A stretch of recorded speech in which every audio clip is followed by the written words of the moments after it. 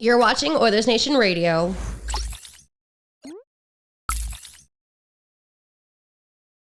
Skeleton Crew edition of the podcast today, as it is Tyler, it is Liam, and it is Rick. Just the three of us. BM's in Toronto. Dan is Red Deer. Basically the same thing. Mm-hmm. Very cool. Pretty much. Rick, how have you recovered from the nation vacation? So what day did we get home on? Tuesday? Tuesday. Yeah, Tuesday night I was pretty much a lump of nothing. Did you make it to the end of the Oilers game? Because they played Vegas that night. Yeah. I was kind of dipping in and out of consciousness on my couch, but I definitely I stuck around. That third period got, I guess you could call it exciting. Like you wanted that one goal. They had the opportunities, so that kind of kept me awake. Anything else in that game? I think I probably was going to end up if it was waking 3-0, up around 1:30 in the morning on the couch. Yeah, that's fair. Oilers, since the last time we did the podcast, have a win and a loss. We'll break that down. Also, it's December 6th. You're still going with the mustache. That wasn't a November thing. No, I had to shave around the other day, and I kept. You know what? Let's just roll it for now and see what happens. Same. It's almost beard season anyways, so we'll let her catch up here soon. What is beard? Is that what season? you call the Christmas period? The winter season. You get a little cold. You get the beard on there, kind of keep yourself a little warm. So you're inspired by the big men. What big? Oh, Santa. Yeah, definitely. Well, at this rate, it is getting a lot lighter, so we're getting close here. Hey, maybe another side hustle for you. You can be a mall Santa. You never know. I got some daytime time on my hands.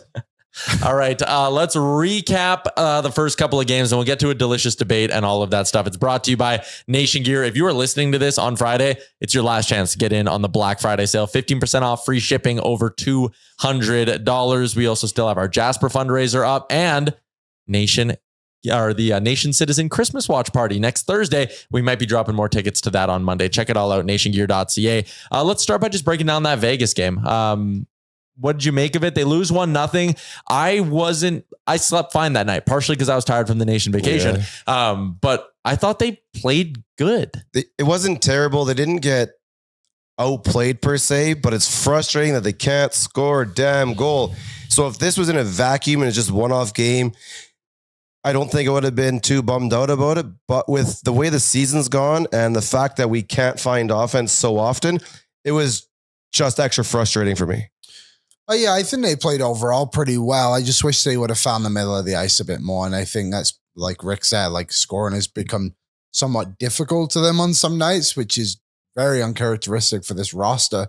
So I think they needed to force more penalties. I don't know how much the refs really even wanted to get involved anyway, but overall, you can't be that disappointed with it, right? We've seen them lose games worse after they've been shut out this season. Yeah.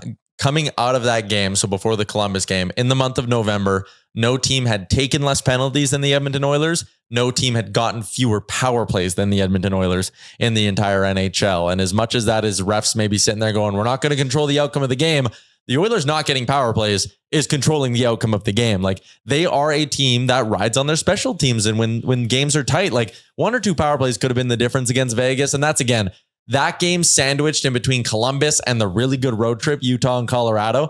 Yeah. I was kind of like, shit like that's going to happen. It sucks it's against Vegas because it's a 4-point swing and you want to chase them down for the top spot in the division. But like 1-0. If they would have lost 4-0, I would have been pissed. If it was 5-1, I would have been pissed. But 1-0, it was like only 16 shots against. Stu bounced back great after giving up that goal. Like I just sit there and go, that shit's going to happen sometimes. 100%. If you go back and look at the last 10 games, even the last 15, I bet the record is not what it was at the beginning of the season. So I think there's still a little taste of that in everyone's mouth that you get a game like this and they're still upset about it.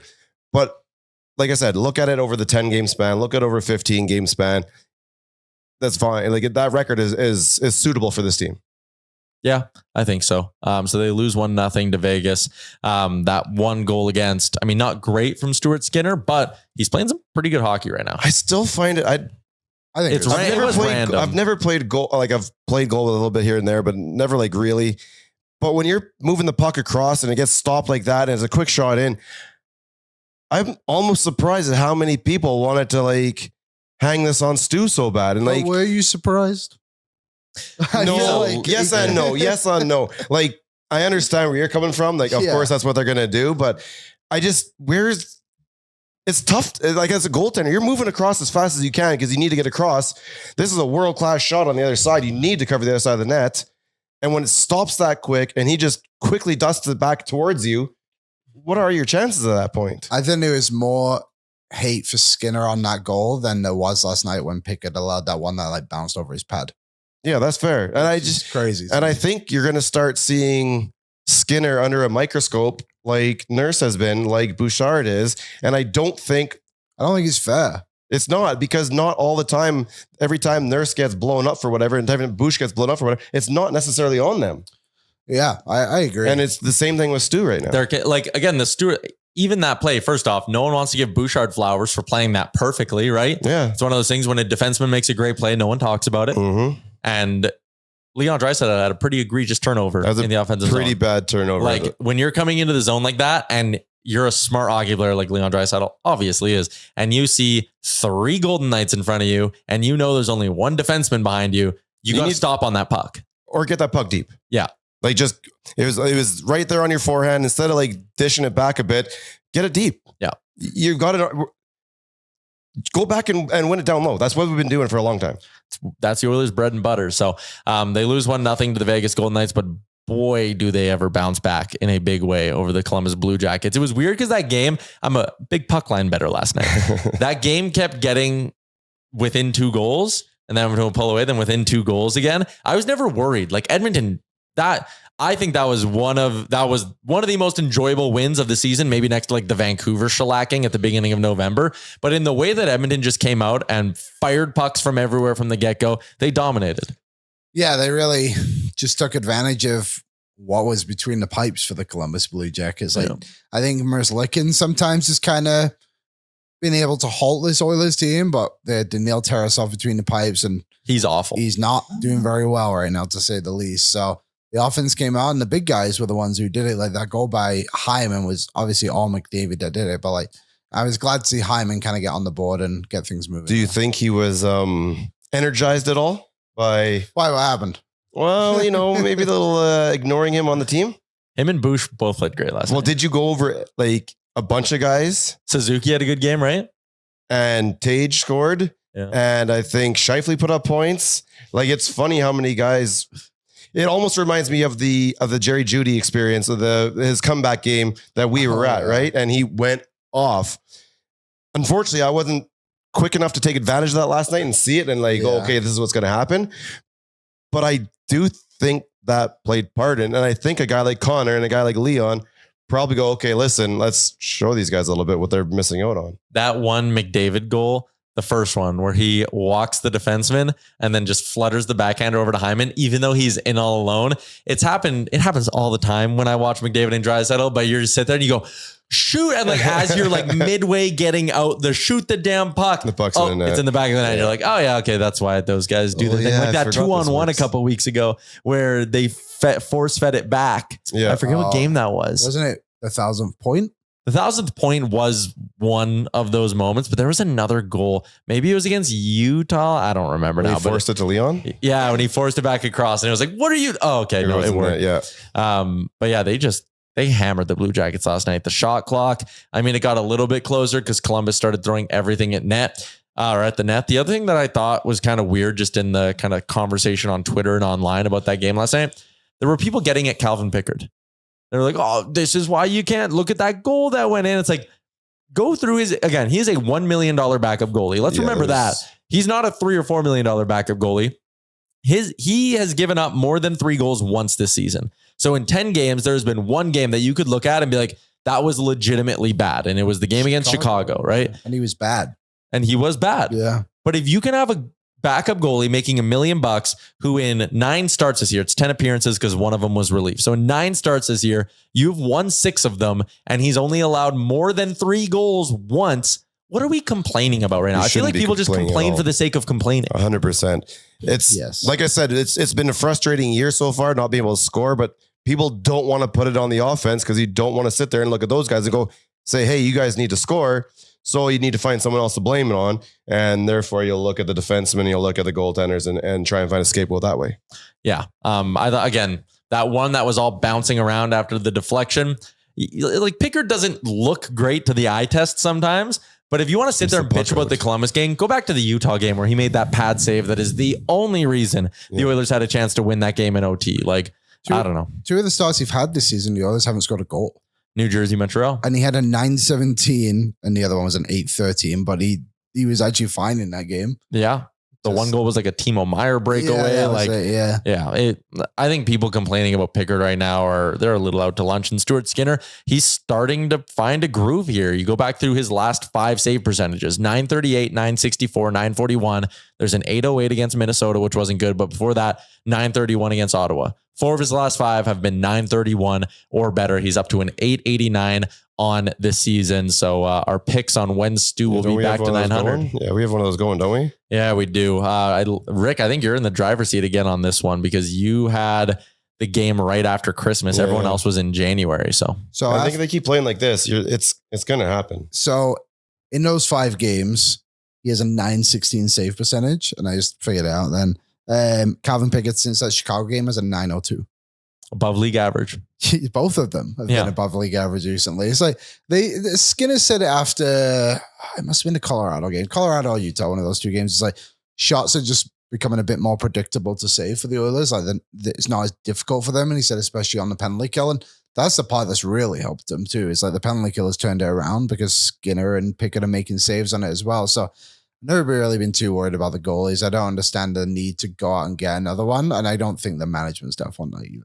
No, there's no chance management's even looking at that. But the coach said something about that the other, maybe 2 weeks ago, that he said that the shots we're giving up are not predictable. They're not easy to save. And I never looked at it that way. Now that you bring it up again, it makes sense. Yeah. I totally see that. So Edmonton goes 1-1 this week against Vegas and Columbus. Next up Saturday against the St. Louis Blues. We'll talk about that in a little bit in our game preview segment. But for now, let's get into a delicious debate brought to you by Odd Company and the all-new Nation Beer Everyday Lager, a crisp, clean lager crafted for game day and every day. Pick one up at one of the 2 Odd Company locations in Edmonton, Ritchie and downtown, or go to Liquor Connect and find the one nearest you. Also, when Liam and I do our holiday watch party downstairs at Dogpatch on Thursday, Nation Beer is going to be on special, and I can't wait to have a handful of them. You going to come? I'll be working. Damn it, Rick. I know. Here's your delicious debate. I think this guy had his best game as an Oiler last night against Columbus, and it's Jeff Skinner. Do you think Jeff Skinner deserves another shot in the top 6, or do you like where he is? I like where he is. I think we've seen him find a bit of a groove next to Henrique earlier in the year. I know it's Brown on the other side, not Janmark, but I think it's good to have that layer of depth and then let Draisaitl work with Podkolzin and Kapanen until Arvidsson comes back, whenever that will be, and let those 2 find a bit of rhythm with Dry. And Skinner played really well last night because I think Henrique and Janmark just complement him well in the sense of like they'll go get the pucks and he can just shoot the puck. Like we had Jason Demers on O&E today, and he said the problem with Skinner in that top 6 is he has to go and get the puck for those other guys. And he doesn't do that. I think we just need to come to the understanding of like, this is just where he needs to be in the lineup. He's not in the top 6, but if he's producing, it doesn't matter. I like the competition he'll get playing on that third line. Yeah. And you're right. He's not the type of guy to go at the puck, but that's not the type of player he is. So I don't know why we'd expect that out of him. When they brought him here, I don't think anybody expected him to be that guy who's going to be hard-nosed in the corner, right? That's just not who he is. If you brought him in and expected that, that's probably bad asset management. I don't think I'd force him up in the top 6, but I'd let him get it, get comfortable, get some momentum going on the third line. And if something goes wrong, if you need to do something, then you feel comfortable putting him up there because his confidence is a little bit higher than it is right now. Yeah, how long did we sit here in the McDavid and Draisaitl era and be like, oh, we need a third line that can score. We need to get scoring away from McDavid and Draisaitl. If Henrique and Skinner can give you that, isn't that in a way why you signed these guys in free agency? Because you didn't go and you didn't sign Jake DeBrusk, who would have cost you Arvidsson and Skinner combined, right? Yeah. You said 2's better than 1. We want good depth. Yeah. And when Evander Kane comes back, all this, you might have a group of 12 forwards. So you sit there and go, well, any one of these guys can change the game in a shift. That's what you wanted. So I don't see an issue with having Jeff Skinner, and I don't even view it as much of a punishment. I think when he was down on the fourth line, I agree. That was a punishment. You're playing him with Ryan and Perry, and it's like they're not going to get anything done. He's not going to play that style of hockey. But Skinner being on the third line for $3.5 million, he's got 5 goals now in almost 30 games. So he's on pace for 15 goals.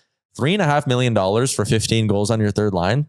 That's kind of market value. So maybe he gets hot at some point. He pushes 20, 25. And yes, it's less than what we were hoping for when we signed the guy. But in hindsight, giving him that contract, playing him on a third line where he can have games like he did last night, goal and an assist, made a difference.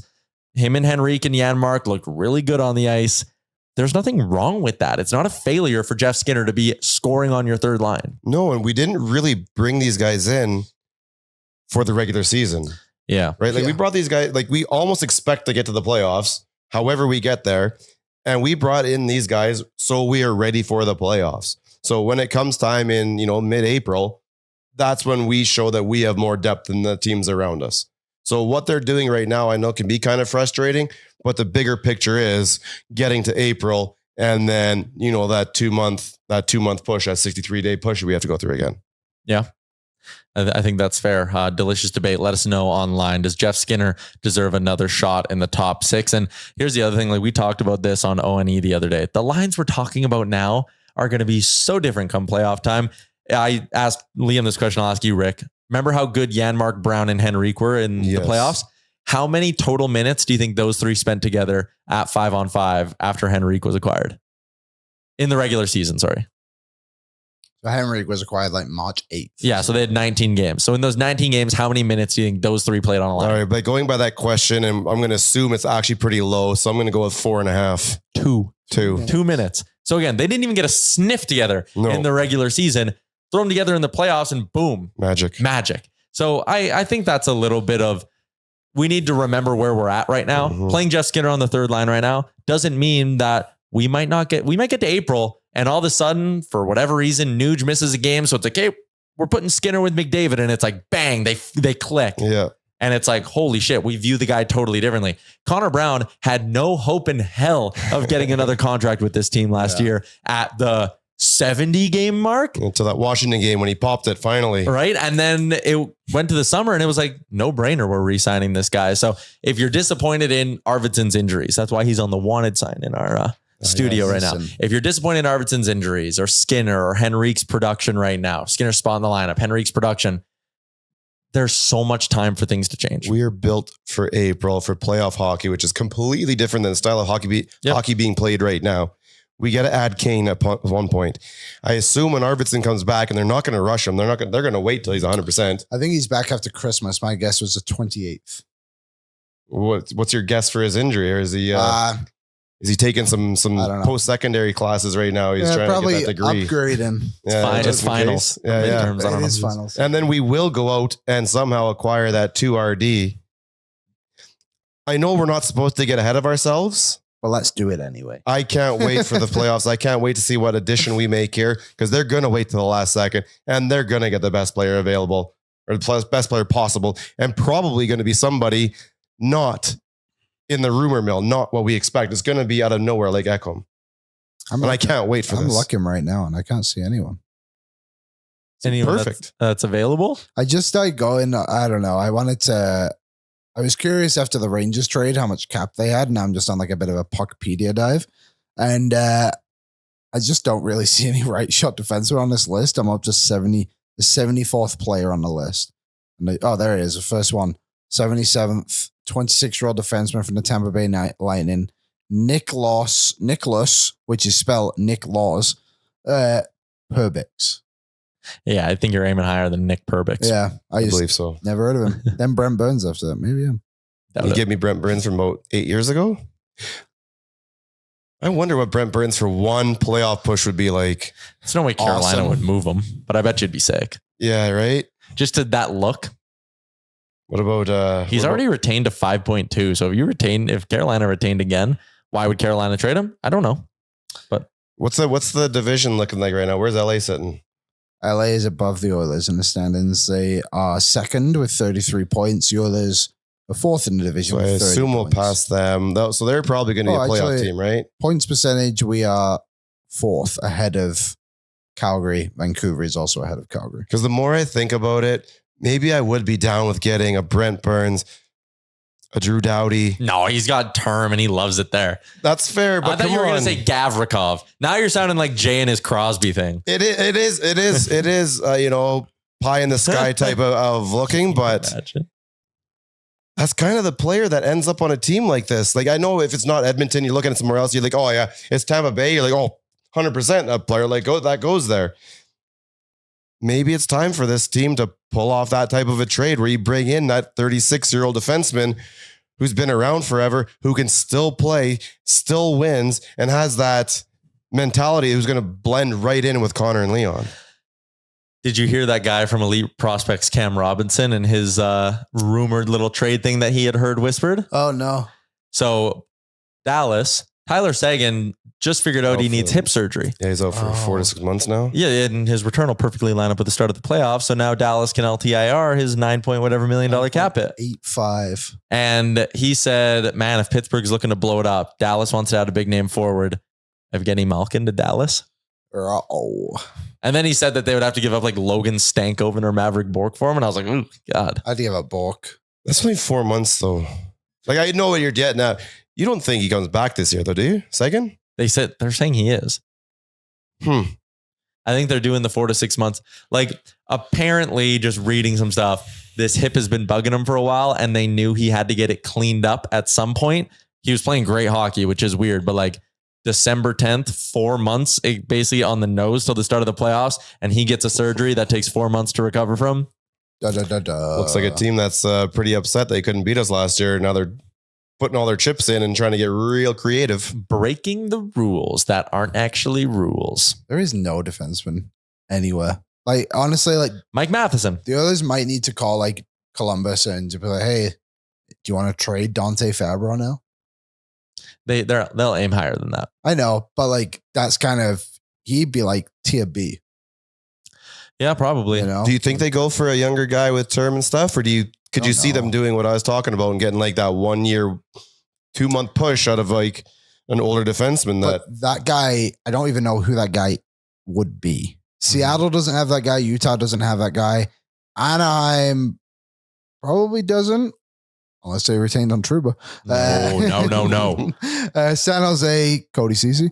Nashville does not. Chicago, the only guy is Connor Murphy, and Frank told us that guy sucks the other way. Utah actually does interest me a little bit. Who would you get? Okay, well, let's just go through the D-men they have, right?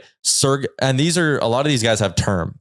Actually, I'm going to ignore, they've Ian Cole and Ollie Mata for this year, but I'm going to go just the D-men they have under contract for next year that could help them. Sergachev is under contract, Dursey, Marino, Valimaki, Kesselring, and Maverick Lamoureux. They have 6 D-men already locked and loaded for next season. If they're looking to grab some assets at the deadline, maybe they sit there, and John Marino's going to be hurt. So like, I don't think you go after him, but I would like that fit, $4.4 million for 2 more years. Someone tweeted me the other day and was like, would you ever look at reacquiring Michael Kesselring? Yeah, I totally would. But why would Utah do that?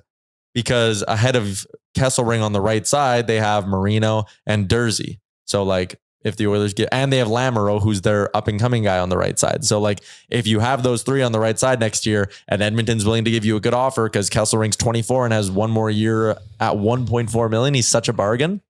I don't know. I think there's such a need for right shot defensemen in the NHL that if I was Utah, I wouldn't be just willing to give up on any of those. But if you're the Oilers, would you be confident in bringing in a guy like Kesselring for your playoff push, for your Stanley Cup push? Like this is very important right now. But he'd be a second pairing guy, and I'm loving what I'm seeing from Ty Emberson right now. If you get more and more confident in Emberson's growth and Kulak's ability, and you go, Kulak and Emberson are the shutdown duo. We just want an offensive guy to put with Nurse to push play the other way. You wouldn't be bringing in Kesselring. Like I know we talk about Ekholm, right? Ekholm had to come in and be a top pairing D-man for this team, and he did. He did that job. You're not looking for someone who needs to play 24 minutes a night. You're looking for someone who can give you like a confident 18. Yep. Or 19 maybe. I found the veteran.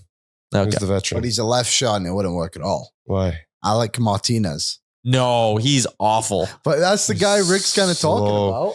No, I to me, there's probably not a lot of them, and it probably wouldn't work. But what's Letang got left?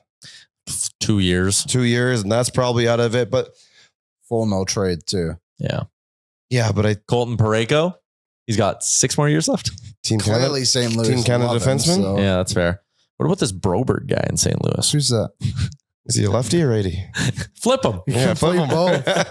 You can play both. Okay, we got a couple more things we need to get to on the pod before we continue along. A minor trade today for the Edmonton Oilers. They've dealt defenseman Noel Hoffenmeyer, 25-year-old, who came to the organization a couple years ago as a free agent. They've traded him to the Montreal Canadiens in exchange for Jacob Perreault, a first-round pick in the Dylan Holloway draft.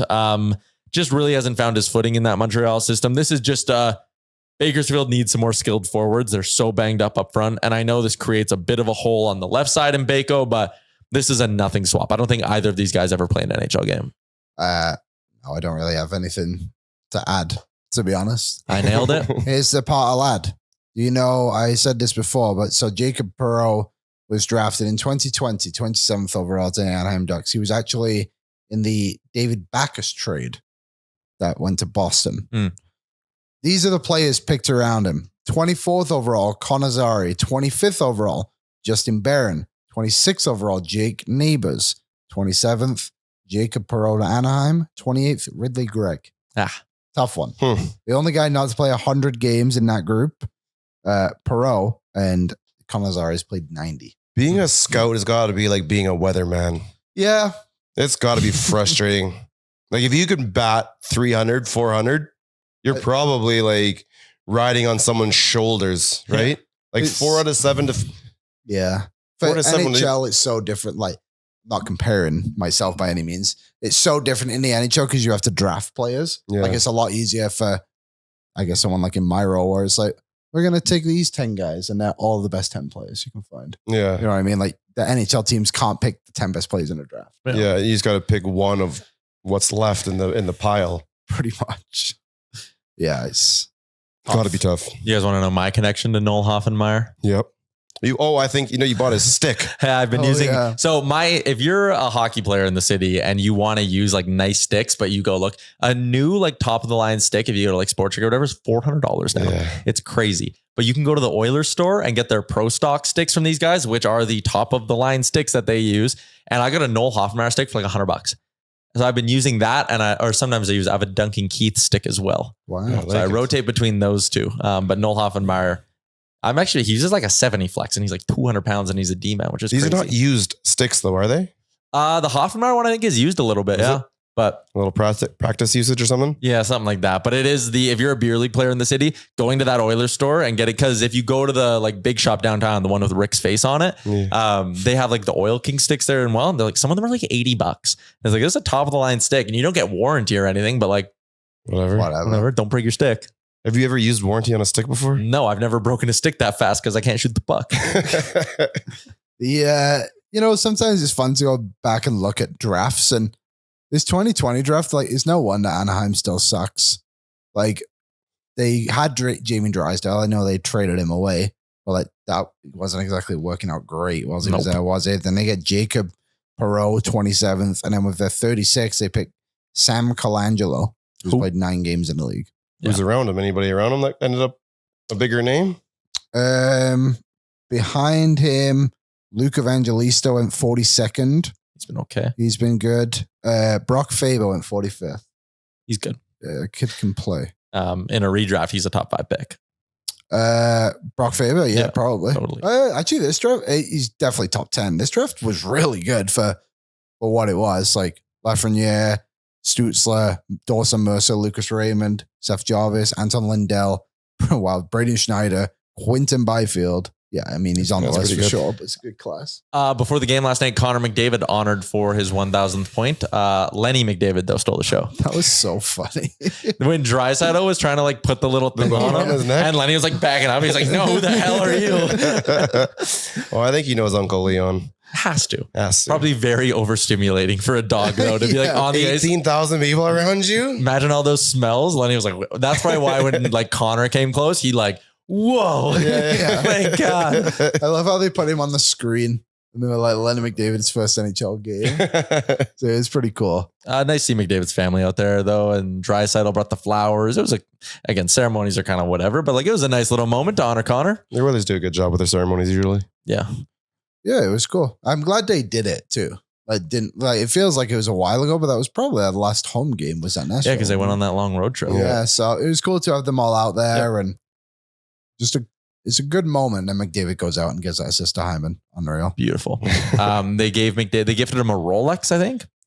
Is that what it was? I think that's what they said, right? Stick? Rolex and the golden stick. And I think in the stick, they should have just jammed like a bunch of cash and been like, coming off your cap hit on the next deal. Hey, how many $1,000 bills can you get in there? Well, like, come on. Daryl Cates gives him, here's one of the most expensive Rolexes or whatever. Like, you just fill it with diamonds. Yeah. Forget cash. There you go. Or the stick is actually made out of gold.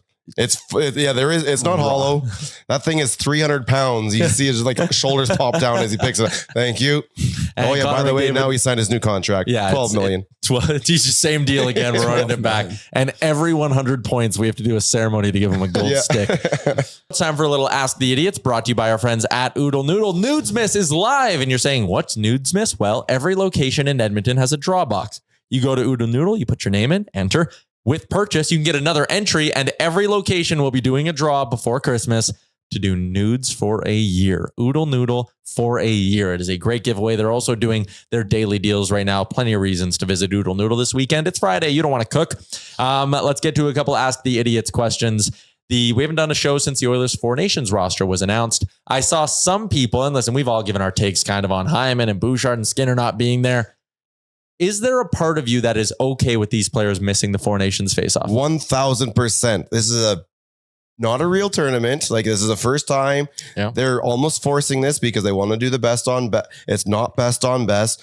Czechia's not there. Slovakia's not there. Russia's not there. Switzerland's not there. Germany's not. It's not the best on best. It's a exhibition almost.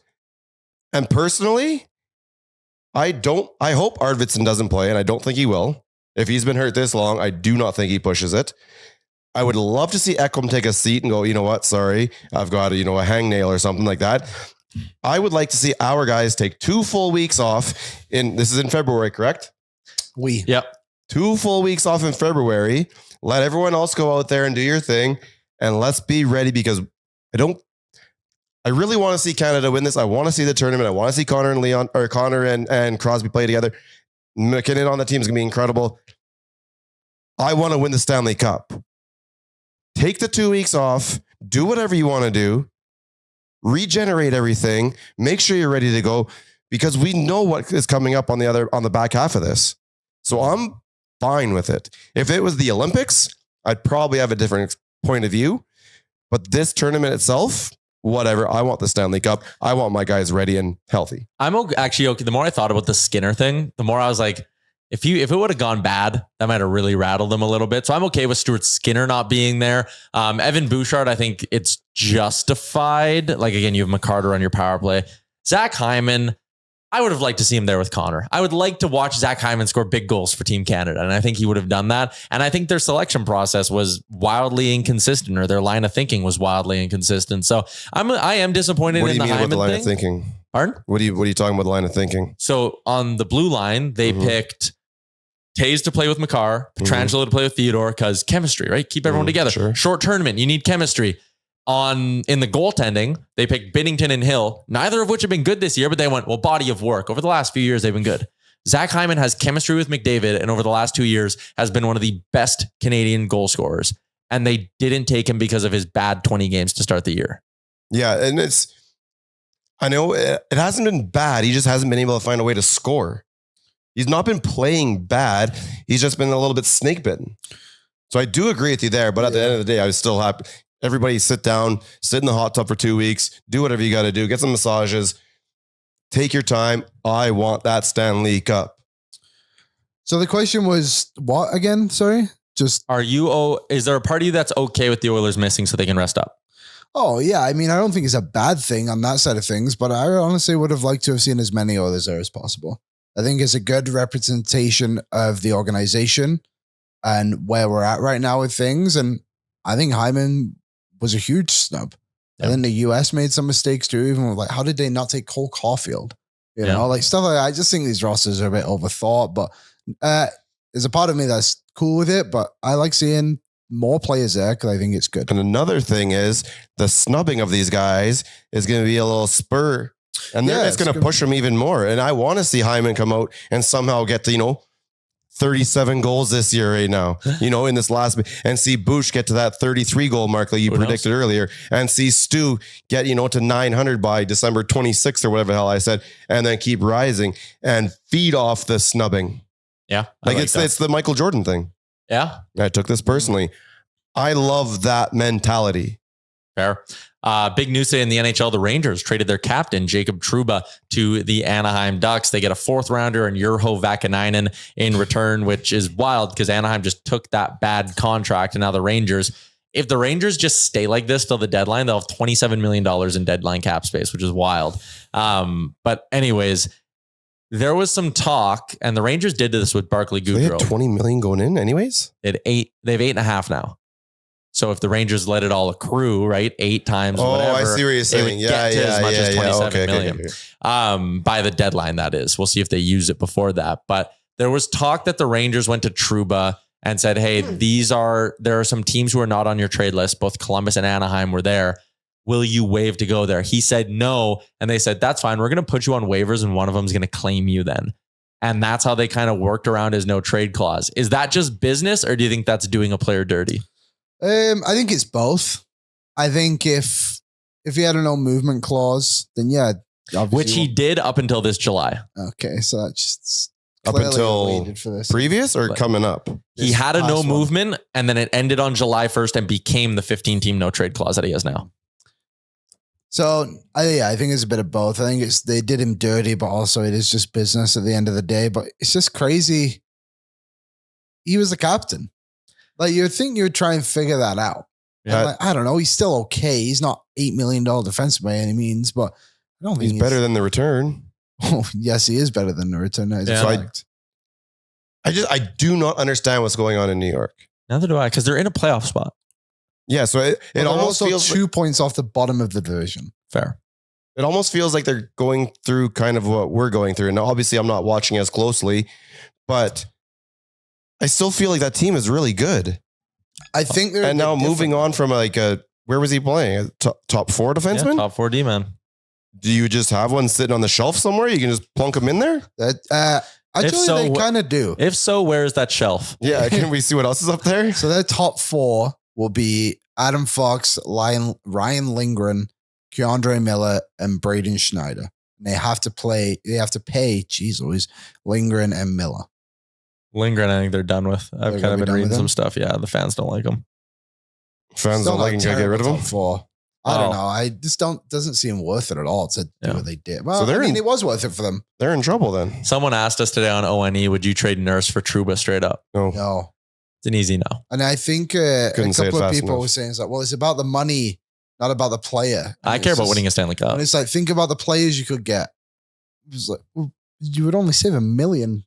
But it expires earlier, I think was the thinking. But that's still 2 years away. Yeah. And that doesn't matter because in 2 years, where's the cap? And all of a sudden 9.25 is not going to look so bad. Yeah. And then also, who are you playing on the left?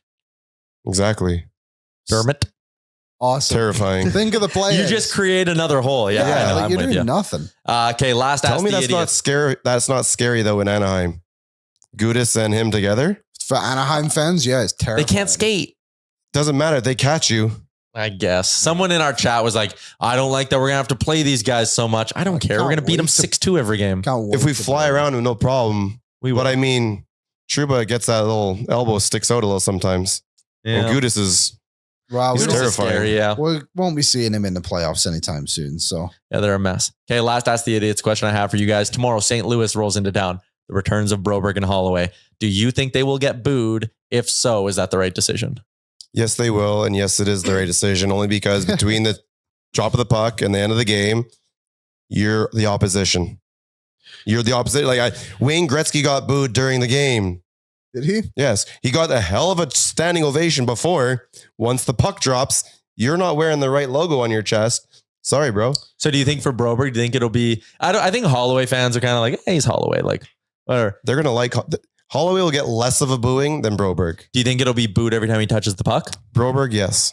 I think agree. Maybe it's a start. I don't think it'll linger for the entire game. It depends if they have some fun with it. It's a Saturday night, dude, and people are going to be drinking. Yeah, it's December. It's Christmas season. You're feeling that you had a couple extra whiskeys. He's getting booed like crazy. Mm-hmm. Yeah, I mean, do I think they will? I think there's enough buzz that people are going to go into the building and just have it in their minds anyway. I don't disagree with what Rick said. Like, once you're playing and you made your decision not to be here anymore, like, that is what it is. But I don't think they'll be booed based off like the cap or anything like that. I think they'll be based off the fact like those guys decided to leave and had the option to stay. Yeah. So that'll be part of it. It'll be interesting. I'm very curious. I don't think there's any doubt. Are you going? No. Would you boo? Jokingly, yeah.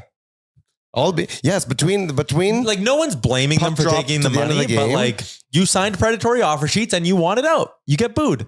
Yeah. That's the way the game's played. And if I'm Daryl Cates, I'm walking into that room right now.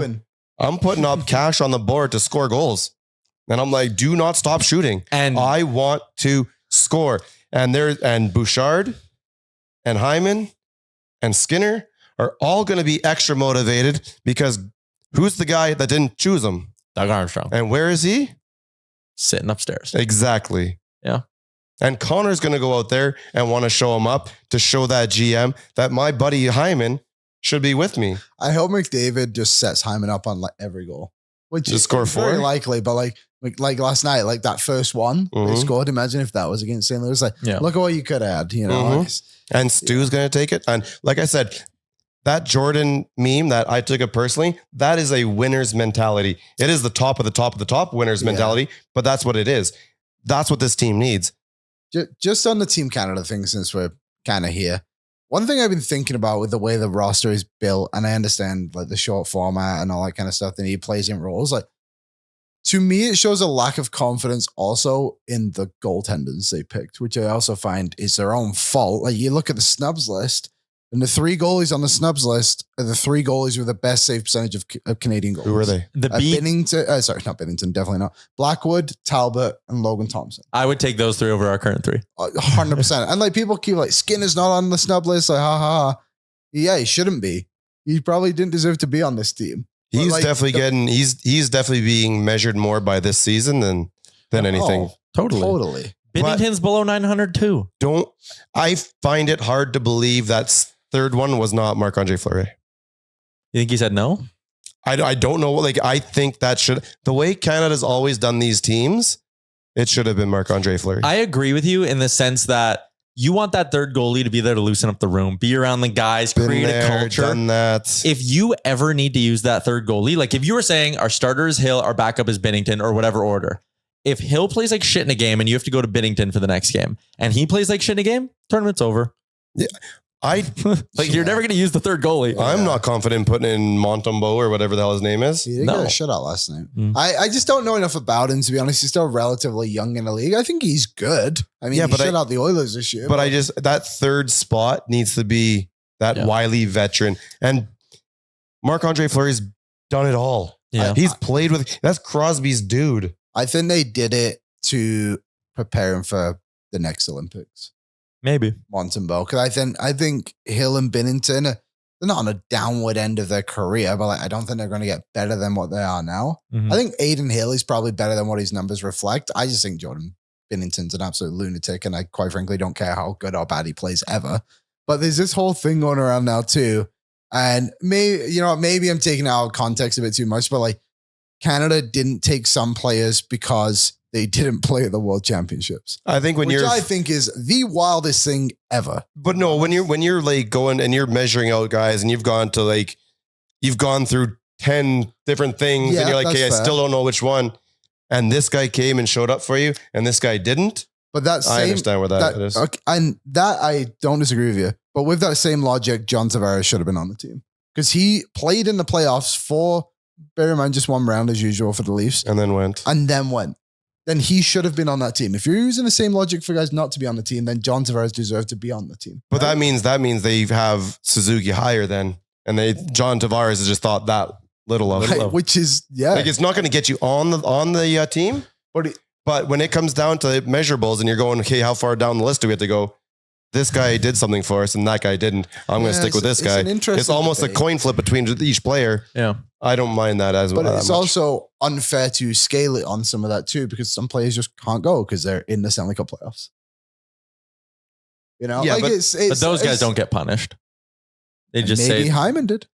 no. No, he didn't. No. But like, I just think it's silly. Pick All the right. best players. Let's move along. Bet365. Download the app. Use the promo code NATION. Whatever the moment, it's never ordinary at Bet365. The lines aren't up yet for tomorrow, Edmonton, St. Louis, but I'll give you guys this. Trying to hunt down the top spot in the Pacific Division. It's made a lot harder by the fact they've lost twice to Vegas already.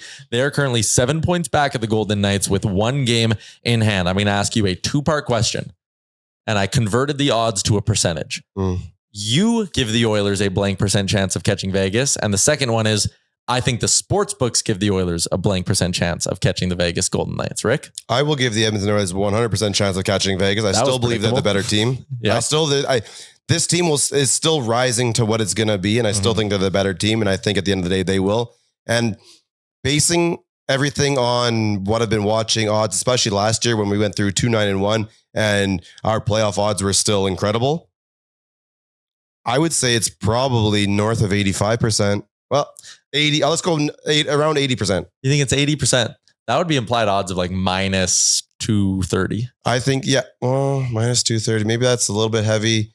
Because 50-50 is minus 110. Yeah. So do your percentage based off that. Yeah. Like a minus 150. So yeah, whatever your percentage is going to be like minus one. To win it still, yeah, let's call it minus 150, minus 160. So minus 160 would be implied odds of 61.54%.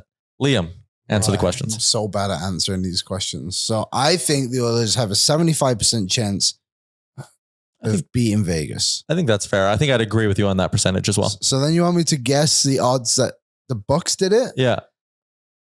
And what did you say, sorry? I said minus 180, which came to like 61% or something like that. Yeah. Oh my goodness. Which is crazy because I didn't think it'd be that low. That feels really low to me. Yeah. 60. So They actually have it at plus 210, which is implied odds of 32% I figured it might. Plus 210. to win the division. Relatively 5 points back. Let's just say we win that extra game. 5 points back. Play them 2 to 3 more times. 2 more times. 2 more times. Next Saturday and then April in This Vegas. could just tie it up. That's 2-4. That's crazy. That's something I would look at dropping a couple dollars on. Who ruins this parlay? Edmonton comes back to win the division. Carolina holds on to the Metro or wins the Metro. They're 1 point back of Washington right now, but Washington does have a game in hand. So Edmonton, Carolina. Dallas comes back to win the Central. They are currently 6 points back of both Minnesota and Winnipeg, but they have 2 games in hand on the Winnipeg Jets. And the fourth one, I did Florida to win the Atlantic. They are tied right now with Toronto, although Toronto has 2 games in hand, 48-1. So who ruins it? Edmonton, Carolina, Dallas, or Florida? Carolina. I have Dallas. You think Winnipeg or Mini holds on? Yeah, and we're going through the Sagan injury, so you're going to lose some offense there. Unless they get Malkin. Yeah, unless they get Malkin. Yeah, that'll change things. Yeah, I'll say Carolina. I think the goal is just always hurt. So at some point, Daniel Ayers, is that his name? Do you believe in the Devils enough to stay ahead of them? Yeah. Yeah, see, I'm not They sure. have Jonathan Kovacic or whatever his name is. Who? Kovacevic. Yeah, that guy. The GOAT.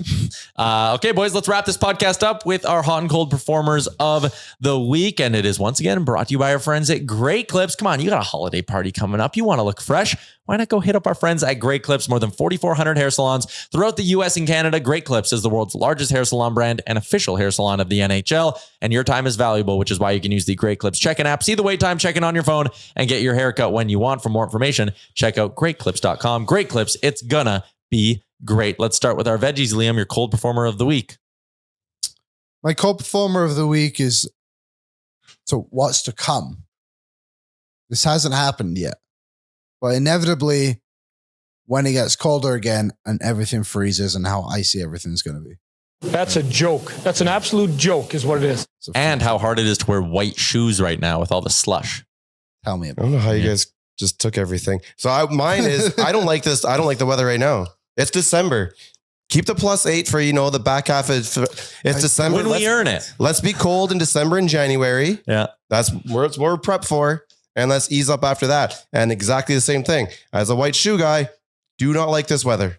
What the hell is going on? My cold performer of the week was...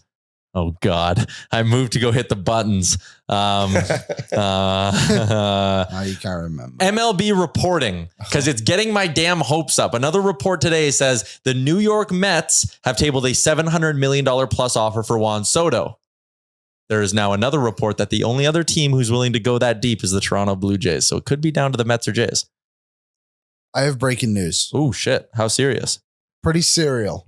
Good thing I'm sitting. Oh my God, I can't wait. Trey Ford is re-signed with the Elks. Let's go. That is big news. You could have saved that for a hot performer. I know, but I have a hot performer and I don't want to let it pass. Well, my cold performer of the week is MLB reporting getting my hopes up because I just have a funny feeling it's not going to go my way. Oh, Wait, no, this one's better. We have been hoodwinked, bamboozled, led astray, run amok, and flat out deceived. Rick, hot performer of the week.